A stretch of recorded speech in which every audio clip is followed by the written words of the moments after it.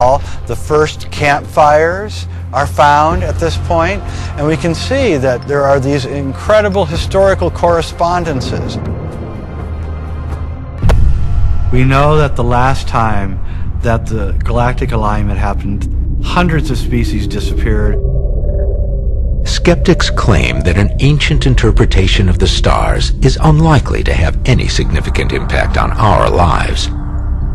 But the astonishing achievements of ancient Mayan astronomers still mystifies experts today.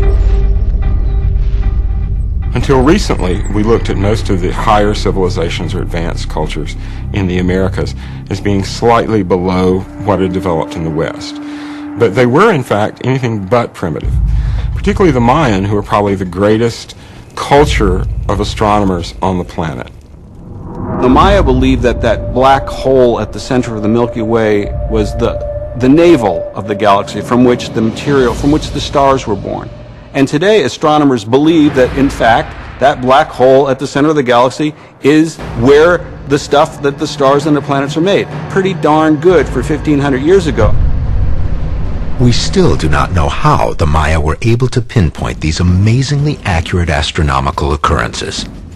But their obsession with the heavens is clear. They carefully position their temples and monuments to mirror the constellations. Some believe they even play out their predictions of the coming 2012 alignment on a mystical ball court, where the ball going through the stone hoop represents the sun aligning perfectly with the center of the galaxy, known as the Dark Rift.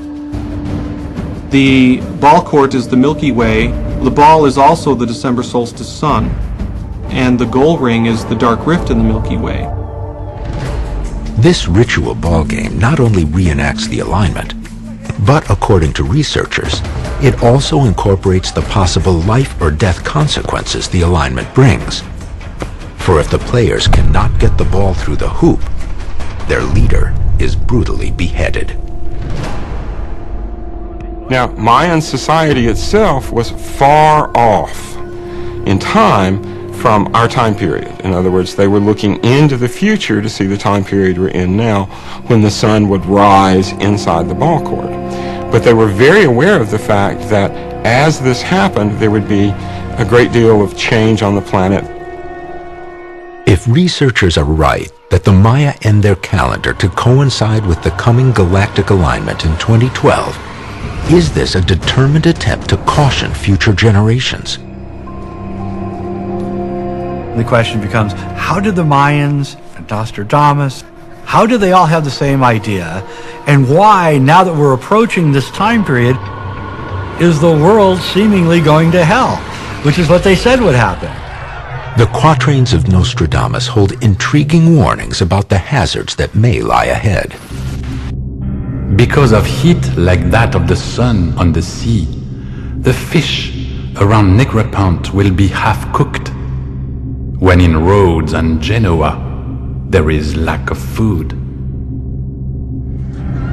Some interpreters believe that this Nostradamus quatrain points to global warming as the trigger for a coming crisis.